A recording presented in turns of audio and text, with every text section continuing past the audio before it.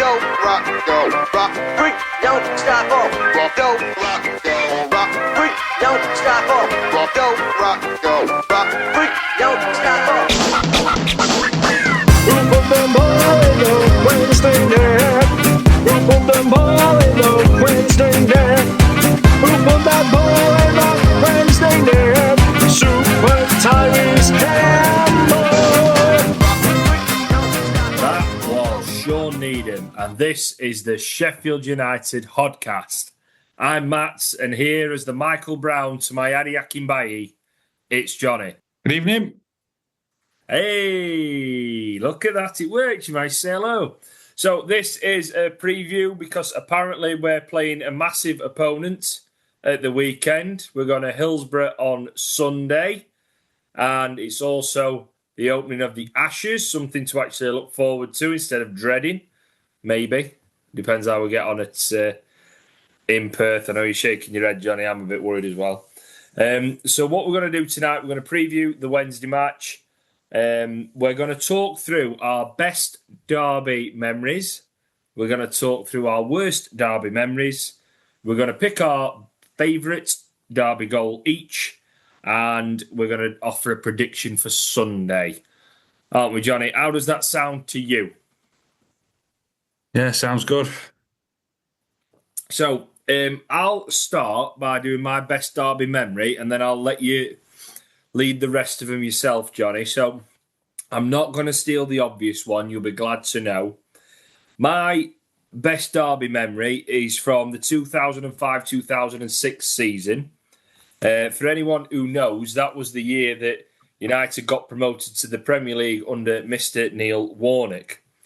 I picked this one because we won at Hillsborough on that day, and we sat in that now condemned bit, didn't we? That little corner stand, that weird bit, and we took my nan. And United won 2-1, but it was one of those days where genuinely United could have scored 4 or 5, couldn't they, Johnny? The chances we missed were ridiculous. I mean, I remember Bruce Dyer at the post, didn't he, in an open net. Akinbayi missed when it was easier to score. But United saw it through. And that was despite the big news on the morning that we'd had to sign an emergency centre-back. Remember who that centre-back was, Johnny? I believe it was Neil Collins. It was Neil Collins, and he made his first stint for Sheffield United. So we'd signed Neil Collins on an emergency loan to get us through this game. The United side that we put out that day, when you actually look at it, I mean, Collins, it's a bit shaky, and so's Rob Cosler. But Chris Morgan played, Paddy Kenny, Stretch Armstrong were playing, Jags was playing, Paul Eiffel, Derek Geary came on, Montgomery was there. Michael Tong scored a cracking free kick in the first half. Akinbayi started up front with Bruce Dyer. And we also had Jeff Horsfield on the bench, Steve Cabber, and Gary Flitcroft on the bench as well. So it was an okay-ish United side, but that was the season where we set off, didn't we, like an absolute steam train. Did really, really well. Won opening day, didn't we, 4-1 against Leicester, and looked for all intents and purposes like we're going to run away with it. And then in true United fashion, we massively wobbled. And it was around this time, wasn't it? We were wobbling and it looked like we might struggle, but we eventually saw it over the line. But anyways, about the day at Hillsborough, United won 2-1. As I said earlier, Tong scored a cracking free kick in the 38th minute. And I know Shoreham Street St Magnifique did United did the hands of Tong thing, because Tong scored, bent a free kick into the top corner. And on the 45th plus 3, so right at the end of the first half, Akinbayi scored an absolute cracker, didn't he, off the underside of the bar. Keeper for Wednesday had absolutely no chance, couldn't get anywhere near it. United missed an absolute plethora of chances as the match went on. And in true United fashion, we managed to give away a penalty. And opened the door for a very, very nervous last 10 minutes with Steve McLean. And I think he was having one of those seasons, wasn't he, where he looked really good for Wednesday and then never did anything again. He scored a penalty to make us really sweat. Can you remember anything in particular from that day? Yeah, just like I said, we were sat in that corner stand, weren't we? We had the top, bottom tier, and the corner stand. I think we took about 6,000, so Yeah. it was a good atmosphere. They were struggling near the bottom, weren't they? We were flying. I just remember Akinbaye's goal, really, don't you? Oh yeah, absolute stunner. That's the main one. That's the Yeah, main one you absolute remember. stunning goal. Lacking Bays that day just rattled in, didn't it, off the underside of the bar and in. So yeah, that's my best Derby memory. Now I've queued you up. So go on, what's yours? It's obviously difficult not to have this one. Um, Obviously, it's when Duffy stopped them bouncing. So yeah, obviously we were 2-0 up early doors. We missed both goals because we were trying to get in the ground. Got off the tram and the tram broke down into it, so we had to walk, well, basically run to the ground from halfway down Penistone Road. Well, if you remember that day, Johnny, Johnny Gascoigne was filming, wasn't he, for the Shoreham View? And me and you were on that time. We stood next to him where the coppers had pinned us all behind those horses and weren't letting us walk through Hillsborough Park. And then that's when we heard that Fleck had scored the first goal. Yeah, my shoe fell off when we started running. And then, yeah, we literally got in the ground, didn't we? And Clark made it 2-0. Yep. Just as we were going up the steps into his seats. And then, yeah, they scored right on half time to make it interesting. Obviously, Jow scored, and credit where credit's due. It's a good finish, and you've not heard a noise like that in a stadium for probably for a long time, had you? It was very good. It was rocking, and then yeah, the best memory of going straight out of the end and Duffy scoring, and I don't know how it's possible, but I remember us being halfway up the top tier and me ending up on the back row of the top tier. I Yeah. actually fell backwards up the stand, which just don't make sense. So yeah, it were cracking, and it were a sign that that was probably the sort of game where you realise that the power were changing as well. Mm. So obviously Wednesday were on back for a couple of good seasons, weren't they? Yeah.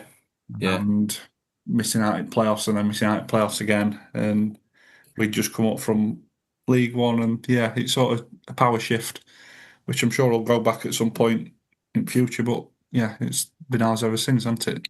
Yeah, it does. And it always ebbs and flows, doesn't it? I mean, obviously, we were a little bit too young, weren't we, for, the 92, 93 stuff and gone to Wembley and all that. We're only like 4 or 5, so it was a little bit much. And then obviously when United were relegated, Wednesday were a big side, weren't they, for a few years, and we didn't really see them play until about 2000. So it did feel momentous that day when we turned them over 4-2. I mean, I remember in the build up to that one, I was really nervous because Sharp was injured, wasn't he? Yeah. Sharp had got injured, and we had to start with one Mr. Leon Clark up front, who'd not really done a lot for United, to be honest, in the promotion season. He scored a few towards the end of the season, didn't he, in League One? And we started with a young David Brooks playing off him, didn't we, in that like 10 role, playing behind Clark as a big number 9. And we also started a defence that day with Jake Wright, who I really admired. I had a lot of time for Jake Wright, but going up against Lucas João, Forestieri, and Hooper, you were a bit worried, weren't you? And obviously they got Jordan Rhodes as well to come on. You were worried about that, and we've got Carter Vickers playing centre back as well. So we did go into that slightly nervous, didn't we, before the match? But like you say, it was fantastic. What a day to win 4-2. Yeah, that game was the making of David Brooks, wasn't it, as well? Yeah. He ripped him a new one, especially that Jack Hunt, didn't he? So Yeah, be honest, how many times did you watch that nutmeg? oh, it was quality, wasn't it? And yeah, It was just one of them. outstanding. It really was. It was one of those days, and for me, the abiding memory of it all, as good as Duffy's bit was and silencing the bouncing, it was when Leon Clark chipped in the fourth, and then just stood there with his arms aloft while everyone just chanted Leon on loop at him. And he just basked in that glory, didn't he?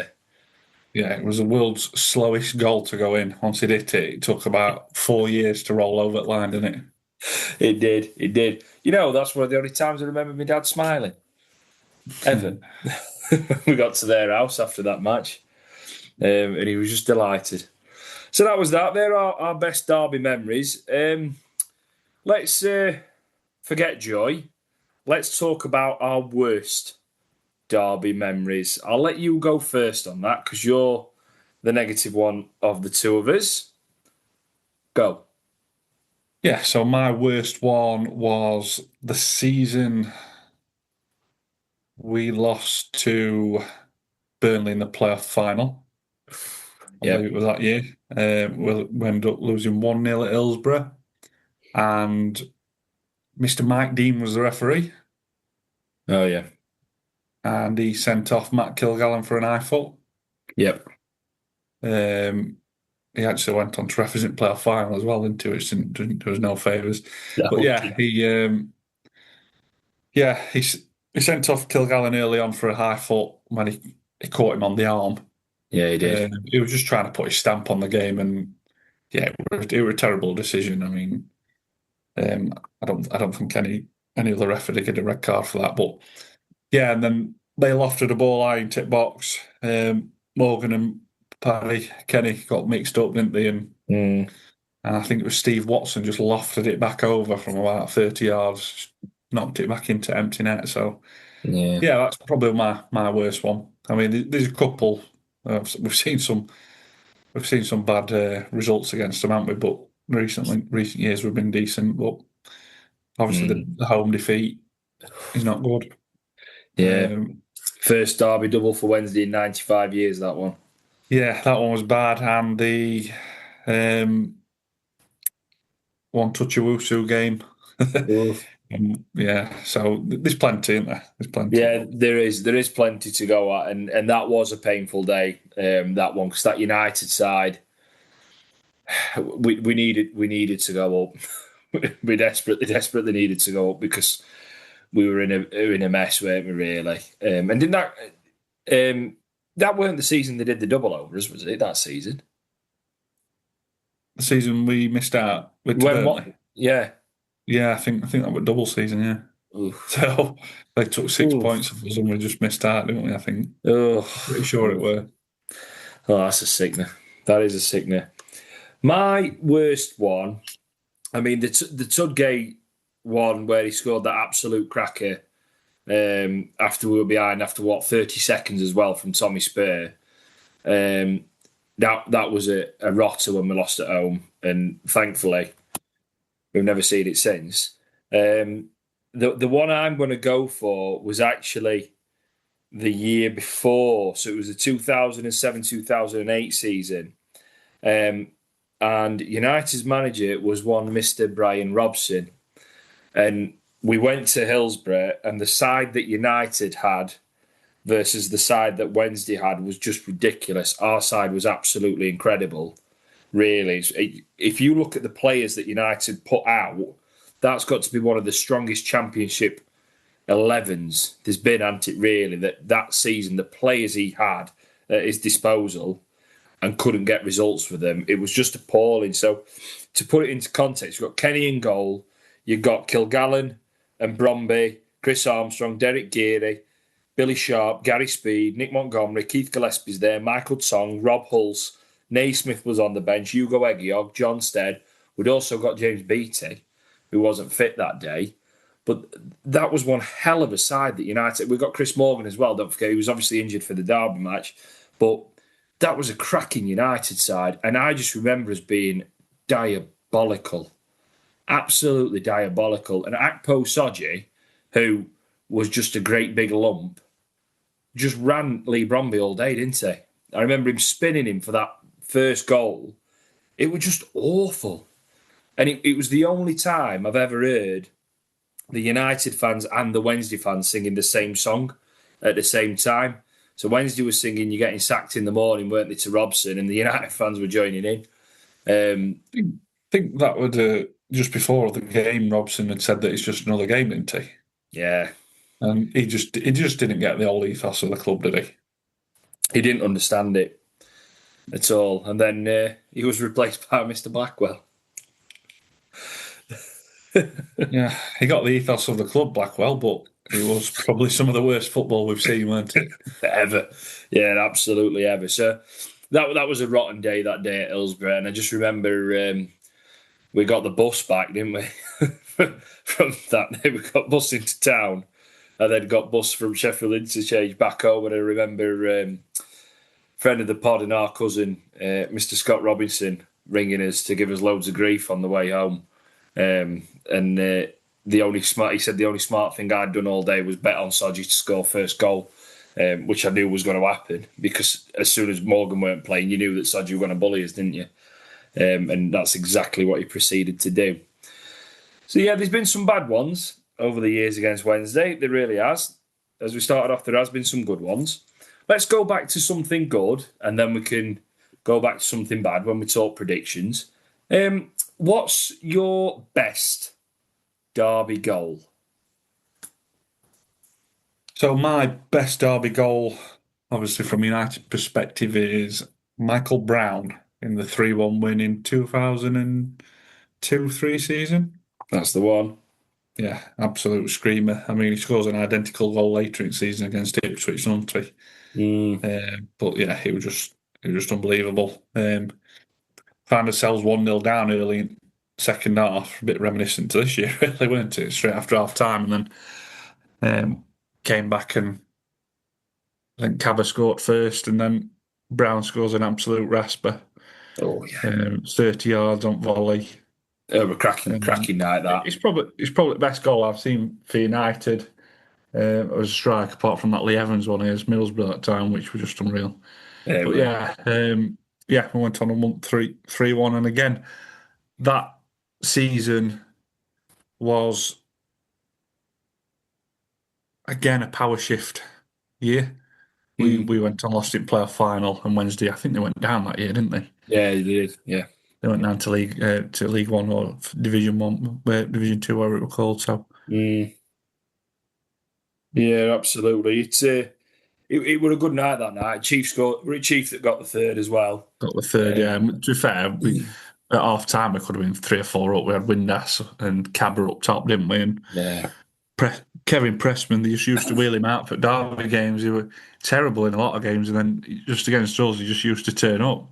Well, if you remember that day when we beat Wednesday and Carlos Arber and the Tin Man, Lauren De Jaffo, both scored against him. Pressman that day just played out of his skin, didn't he? He really every single time United played against Wednesday, did Pressman managed to have an absolute worldie of a game. But you're right, there was an absolute cracker in that match from Brown. He scored a similar one, didn't he, in the Cup that season as well against Ipswich. With that season, he scored about 15, weren't it, from midfield? He got 15 to 20 goals, yeah. He was unplayable that year. Mine then, so I could go for the Akinbayi one from the match I mentioned earlier, but I'm not going to. I'm going to go really left field. I'm going to go Lee Williamson. So Lee Williamson, remember him? Scored a cracking free kick on the 60th minute at Hillsborough. And was that the season that Wednesday got relegated again on the last day to Crystal Palace? I'm not sure. It would have been because I was in 2010 Australia. Yeah, 2010. Well, me and my dad went, and again, it was another time when I saw my dad smile. Williamson, the goal was almost identical to Tongs, from that weird position, that free kick, just caught keeper completely out. Bent it in. It was absolutely cracking. Wednesday, to be fair, probably been one of the better sides that day. And we had another famous referee in charge, Chris Foy. Remember him? Always used to send Jagielka off. He was in charge that day, and Wednesday needed to beat us really to stay up. They had to. The game was controversial, if you remember, as well, because Jermaine Johnson smashed Cresswell with an elbow as he was going off the pitch, and Cresswell had to have surgery after that on his face. I mean, he weren't much of a looker, were he, Richard Cresswell, bless him. But he ended up having surgery because he split all his forehead open, hadn't he? But I just remember Williamson scoring out the blue. No one saw it coming, and everyone just went ballistic. It was one of those where, they took limbs. United fans diving all over. I remember my dad hugging someone random, which was a great day. So, yeah, Williamson's goal, that was a cracker. Like I said, we could have the Duffy one. Flex free kick was good. Akinbaye's off the underside of the bar. The Cabba goal in the match you mentioned, that was a cracking goal as well. Remember James Beattie's free kick? Yeah. That was a good night. We were losing, weren't we, that night? Beattie scored an absolute rasper of a free kick as well to salvage a draw for us. So, yeah, we've scored some good goals. We've conceded some very good goals as well from Wednesday. Tudgay's was a cracker. Remember the Gerald Sibon goal? Yeah, 2001, right? Yeah, one of the best strikes I've ever seen from Gerald Sibon. Showed that Dutch class, didn't he? Bringing it down and smashing one in. But yeah, best derby goal for me, I've gone Lee Williamson in that 1-1 draw, 2010. That was the year that Newcastle were in the Championship as well. Newcastle won the league that year. So, we've done our favourite derby memories. We've done our worst derby memories. We've talked about our best goals. Leaves us one place to go, Johnny. What's your prediction for Sunday? Yeah, it's a very strange one. And if you'd asked me in the summer, before a ball was kicked, you were thinking, I want to play Wednesday in the first 5 or 6 games. How wrong were we? Just a bit. Oh, can you imagine that? Yeah, we would have 100% lost under Sellers ain't so. So I think, yeah, it's difficult. Obviously, they're going to be fighting for their lives. They only have 2 games this season to look forward to, don't they? Yeah. Which is fair enough. And to be fair, for as much as obviously we don't like Wednesday, you've got Tanmeyer, how they've been battling and scrapping, haven't you? This year. Oh, you do. Yeah. Ultimately, the fans don't deserve what that Muppet chance series pouring through. But yeah, I think it's going to be the takeover situation that's happening at minutes. Obviously, galvanised them, hasn't it? And it adds a bit more spice to it. It's going to be a full house. It makes it interesting. Mm-hmm. I don't ever say to people, I think we're going to win, apart from close friends and family. But yeah, I'm gonna go for a 1-0 or a 2-1 win. Now, it's so important that we do not concede that first goal early. I think that they will come out and attack. Yep. I think they'll come out and attack and have a real go at it. I'm hoping that the class will shine through. I can see Gusema being starting. I think if he's 90% fit, he's going to start into, because you need big players in big games. I've seen people saying Blaster's got to play. I'm like, no, just don't risk anything. No. Have him on the bench. It's a massive lift for everybody involved, isn't it? Yep. Just keep him on the bench, have him part of it, and maybe see the situation later on and game playing. But yeah, I'm going for a 1-0 or a 2-1 win. Which, yeah, it's strange, because I think if the board hadn't messed about in the summer and would have retained Wilder, kept him on, I think we'd have been looking at this game. We'd have been quite high up in table, I would have hoped, and we'd have been looking at this game thinking, this is our chance to write Boxing Day. Yeah. You're right on that one, Johnny. I mean, well, it's no secret, as you know, I'm usually a little bit more optimistic about United than you, but I also hate playing Wednesday with a passion. I hate the derby matches. I hate everything about it. I hate going to Hillsborough. I hate going up those steps. I hate the game for 90 minutes. It's worth it if we score, but I hate it. I hate it even more at Bramall Lane. I really do. As much as everyone says it's a rocking atmosphere, I just feel sick. I feel sick from start to finish. And when you've lost, there's nothing worse. There's absolutely nothing worse. There really isn't. I was laughing because the little one said to me, "Well, Sunday's a big day, Daddy. It's your birthday." And I went, "Don't matter. We're playing Wednesday. That's what matters. It's the only thing that matters. It's that match. That's not more important." I went, "It absolutely is.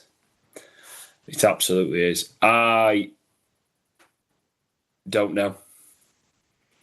I really don't know. I agree with you. I think Wednesday are going to be incredibly fired up. I think credit where credit's due to those young lads that Wednesday put out every week, because they absolutely run their blood to water, don't they, for the shirt and the team. You can't knock that. The fans don't deserve all the nonsense that's gone off. As I said to our Sophie at my nan's house on Saturday, I'd shake hands and call it a draw now, and then we just go away and rebuild from there. I just don't want to play him, but it's because I hate it that much. To stick my neck out, I'll go with you. United win 1-0. We won't play very well, but I think Gus Amy and his quality alone should be enough to win the match. But that's sticking my neck out, and I'm not really not confident with it at all. I'm really not. I was saying to a couple of the lads who are Wednesday fans this week, I wouldn't be surprised if United lost at all. It wouldn't surprise me. I wouldn't be shocked. I think there's a lot of pressure on for Wilder with this one. I do think if we lose, you're going in, you've got to suddenly win your next 4 or 5. Where do you go from here if we do lose? We've not lost from 13 years. Obviously, we're in this bad run. Just touching a little bit on the Wilder situation. A lot of people are saying he's not changed anything. It's no better. You don't realise, we've touched on it on loads of episodes, you don't realise how much damage has been done. We've been set back 3 years. I've had a conversation with a Wednesday fan today at work, and he's just said, yeah, what were they thinking? And yeah, but Wilder's never lost to him in charge of us, has he? So, oh, cheers for that. Yeah, that's jinxed that one then, hasn't it? Yeah. Since eldest lad's been going, they've not lost to him in his lifetime, have they? So they've not lost to him in either our youngest two. So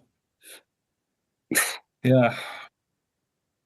Yeah, I'm just, like I said, I'm not confident, and the big worry is for me is if we do lose, United, I genuinely think we'll probably go down. I just can't see us recovering from it. I just can't. I know that sounds like I'm massively catastrophising, and that's usually not my way. But I just think there's so long until the end of January, and the games are so thick and fast, aren't they, throughout December, January, February. To sort the squad out, to get rid of the deadwood and bring new players in and get everything gelling, I think we're just going to be in a mess. Yeah. Obviously, they've made a signing, haven't they, in the last couple of days, Liam Cooper. Oh, yeah. Surely he's not going to be fully fit, but having spoke to a lot of Wednesday fans, he's going straight in squad. Well, he's got to. They don't have a choice, yeah. Yeah. We've obviously signed Bamford, which a couple of people said, why have you signed him? I'm like, what choice have we got? Yeah. There's nothing else that you can actually do at the minute. And I think it just gives you a different option, which we do need different options, don't we, up top? It's our weakest point at the minute. Yeah. It's been lacking answers all season, that. And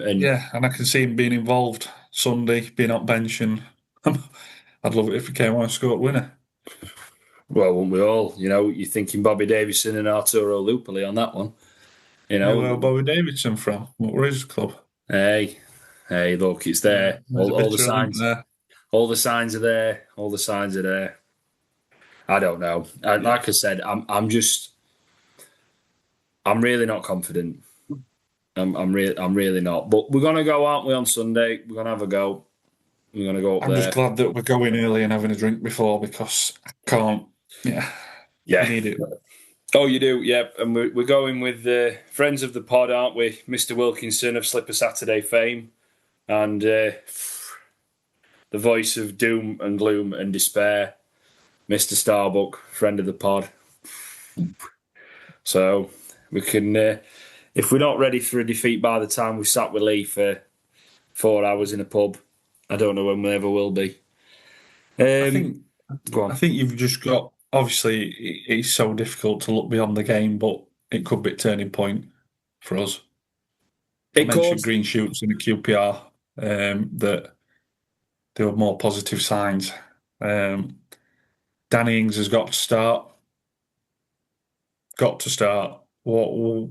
Why would you not? We look so much more threatening with two up top.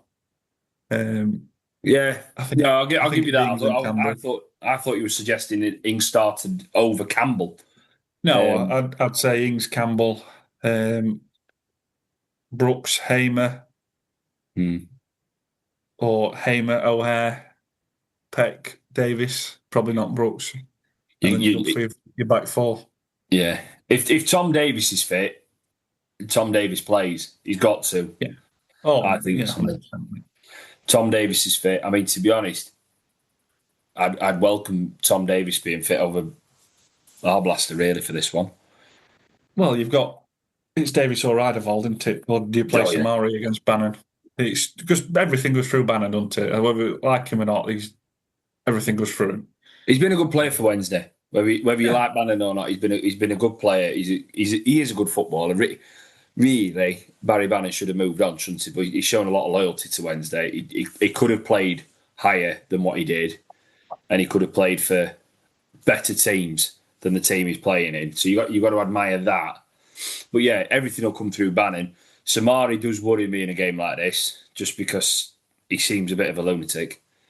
To be I honest, actually, a friend of the pod put the referee in the group into on the WhatsApp, and I actually praised him, Bobby Madley. yeah, famous So last words. yeah, To be fair, I praised driving home Madley. to Watford. Yeah, I praised Madley. I thought he had a really good Yeah, game. well, He was very sensible. But you never well, know.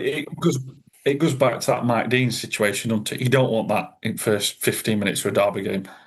No, you've got to deploy a little bit of common sense, and similarly, you've also got to look after players because you are in a position where Wednesday will be very fired up. And you look at the home game we had against them last season. They kicked our blaster all over pitch. He was already injured, and they were booting him about, and there were a lot of talk. Oh, our blaster next year, he went off. Blah. He was genuinely injured, and they were kicking lumps out of him. So it's that fine balance. You hope Madley will be able to control it a bit, don't you?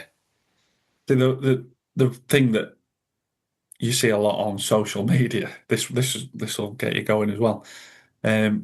UK's biggest derbies, and Yeah. people rate the Sheffield Derby at like 6. I'm like, there's genuine hatred there, isn't there? And Oh yeah, people yeah, say Liverpool Everton's big. Fans sit together. yeah. I know. You know what I mean? And fans walk. There's not a lot of police there. No, no. Arsenal Tottenham. Well, why is it played on a Saturday at Yeah, 12? yeah, Do you know yeah. what I mean? Or Oh, so absolutely. And we're a family, aren't we? Where everyone it is straight down the middle. You're either United or Wednesday, and then we don't talk to each other for a good few weeks after, and we don't want to talk about it before.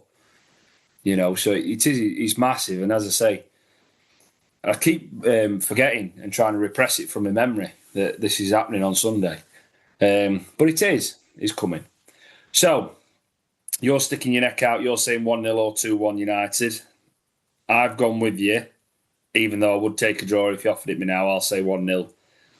1-0 United. Tom Cannon to make a name for himself. That's it. He'll be like Rhian Brewster with a full redemption arc. I Go would on. be shocked if he's even in squad. Yeah, maybe. Maybe. Have you got else you want to add, Johnny, before we wrap this up? Because I'm aware that you and I have just rambled on and had a little bit of a therapy session there. No, just let's get it over with. Yeah, absolutely. Get it over with.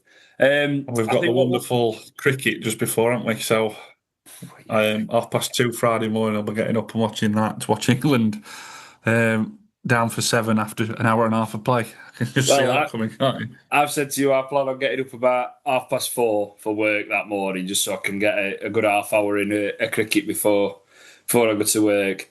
And I won't be surprised if we're 5 or 6 down in an hour, because it's England. Out can happen, can't it? So, I've been Matt. You've been Johnny. There's nothing else to say but up the blades. Up the blades. Don't stop up. Go rock, go rock, freak. Don't stop up. Who put the ball in the Wednesday net? Who put the ball in the Wednesday net? Who put that ball in the Wednesday net? Super Tyrese Campbell.